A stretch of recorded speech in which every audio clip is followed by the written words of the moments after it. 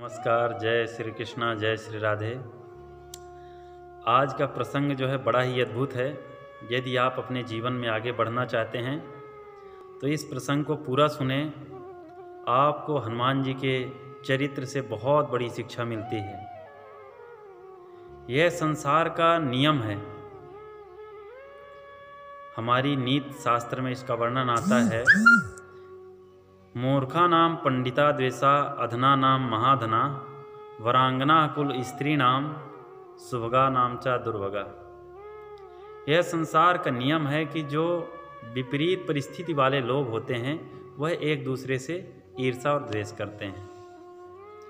जैसे मूर्खा नाम पंडिता द्वेषा, जो मूर्ख व्यक्ति होता है वह हमेशा विद्वानों से ईर्षा और द्वेष करता है, जबकि उसे ऐसा नहीं करना चाहिए, बल्कि उसको अपने से जो विद्वान हैं, बड़े हैं, उनका साथ करके उनसे कुछ शिक्षा ग्रहण करना चाहिए। लेकिन वह ऐसा नहीं करता, वह उनसे ईर्षा और द्वेष करता है।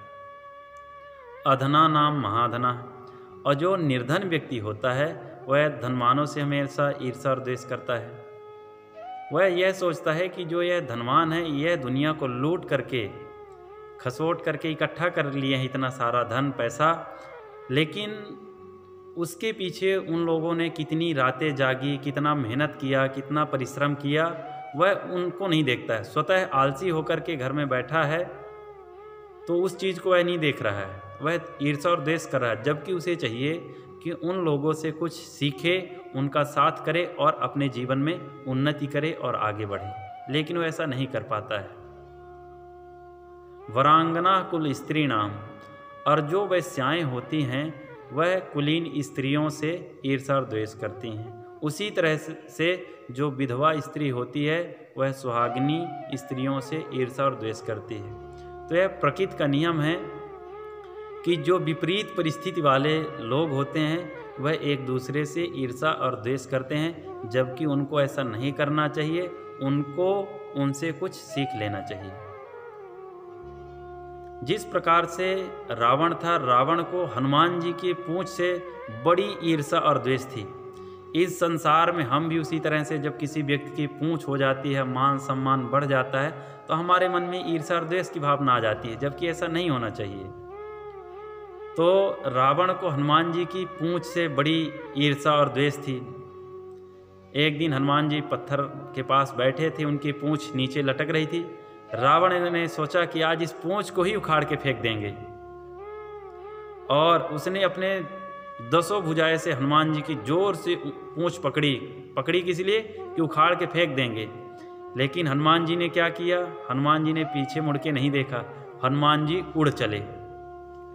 और जब हनुमान जी उड़ चले तो रावण बोला, हे शंकर भगवान, कहीं ये पूंछ उखड़ न जाए। आया तो था पूंछ उखाड़ने, अब भगवान से प्रार्थना कर रहा कि कहीं उखड़ न जाए, क्योंकि उसे पता है कि यदि पूंछ उखड़ गई तो मैं कहाँ गिरूंगा, कहाँ जाऊंगा, कुछ पता नहीं। तो वह भगवान से प्रार्थना कर रहा कि हे भगवान, इसकी पूंछ ना उखड़े अब। उसके बाद जब रावण थक जाता है, उसके बाद अपनी 4 सेनाओं को भेजता है। हाथी सवार, दूसरे घुड़सवार, तीसरा रथ सवार और चौथा पैदल सेना। चारों सेनाएं आती हैं, हनुमान जी के ऊपर आक्रमण करती हैं। कुछ ही मिनट में पूरी सेना साफ हो जाती है। गुप्तचर गए, रावण को सूचना दिए। रावण पूछता है, सेना कहाँ? गुप्तचर कहते हैं, साफ, पूरी सेना साफ। बोले कैसे? बोले महाराज पूंछ। बोले नाम मत लो उसका नाम मत लो।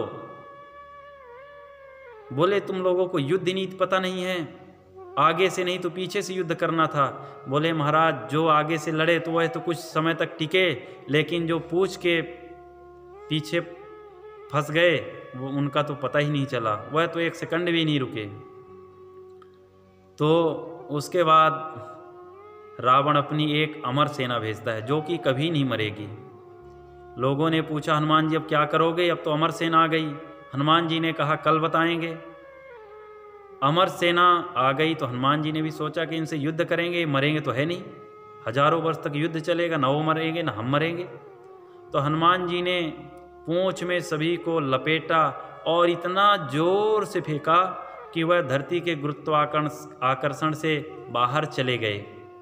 गुप्तचर पुनः वापिस गए। रावण ने पूछा, सेना कहाँ है? गुप्तचर कहे, महाराज सेना को जाते तो देखा लेकिन वापिस आते नहीं देखा। बोले, कहाँ गई? बोले, महाराज नाम लूँगा तो फिर से आप गुस्सा करोगे। बोले, नहीं नहीं बताओ। बोले, पूछ।